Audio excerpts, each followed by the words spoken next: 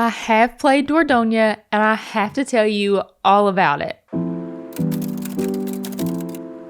Hey friends, I'm Ashley and welcome to Ash's Cozy Corner. This video is all about Dordogne, a cozy narrative adventure game that just released. There will be no story spoilers in this video, so don't worry about that. I also wanted to take the time to say thank you so much to the kind developers of Dordogne who gifted me a copy to play early. Dordogne released on June 13th, just a few days ago, and I wanted to make a video reviewing it for you all. In Dordogne, you'll immerse yourself in a unique narrative experience and explore the 1,000 summer colors as you revisit your childhood to uncover lost family secrets in this touching, formative journey. If you've never played a narrative game, these games are highly focused on storytelling and less about gameplay. While there are some fun, light interactivity things to tinker with and places to explore, the majority of Dordogne is linear, reliving stories of Mimi and her grandmother from a past summer over a few chapters in-game. You'll play as both adult Mimi and young Mimi, switching between the two to tell the story. Unlike some other narrative games, you don't make choices to change the story. I haven't played many narrative games in my life. The closest I can think of would be an RPG game. Final Fantasy IX is one of my favorite games of all time because the storytelling is just so amazing. But while RPGs normally have a ton of combat, this narrative game has no combat, just amazing storytelling.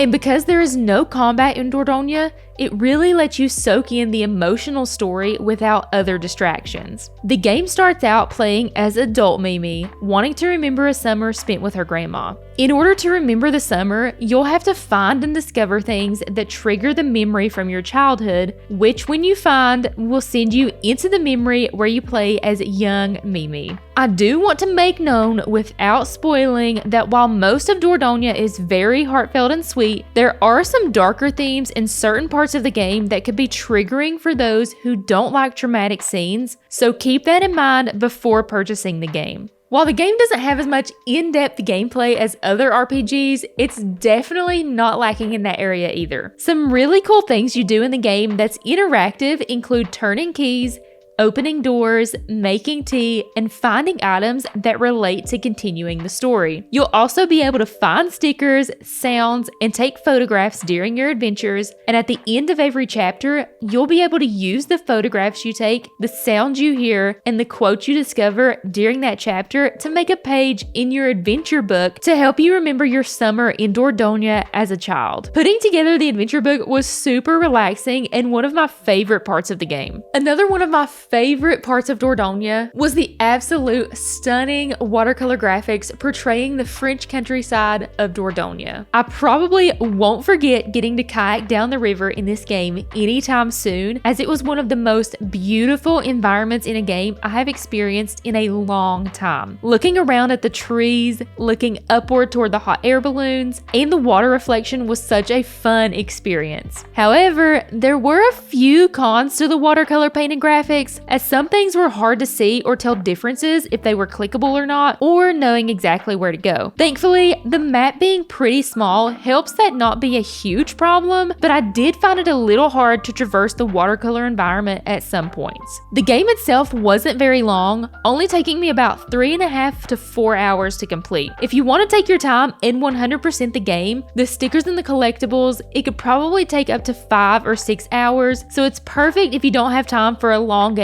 and want something you can complete in a few hours. The chapters do tend to end abruptly and you can't go back to them after completing, so you may have to replay it to get 100% in the game when you know where the endings to the chapters are. Since it's only a few hours long, that does make it a little easier to go back and complete 100% if you wanted to. Overall, I did want to go over the pros and cons of the game to help you make your decision if you want to purchase Dordogne or not. Some pros would include the stunning watercolor environments, simple gameplay, the straightforward, easy to understand story, and the fun interactive tasks. To go along with that, some cons would also include the watercolor environments, which I explained why it was also a con earlier in my video, darker themes not being mentioned in the trailer before playing, and not being able to go back to the earlier chapters in the game to find items you may have missed before completing the chapter. My final thoughts on if the game is cozy or not, based on the trailers I had seen for the game, I personally thought it would be much more lighthearted. If I'm basing the cozy factor just on the story of the actual game, I would actually say that it isn't cozy because of some of the darker themes. However, the interactive gameplay is completely cozy and relaxing, and I honestly think it balances out between those things. If you're one who loves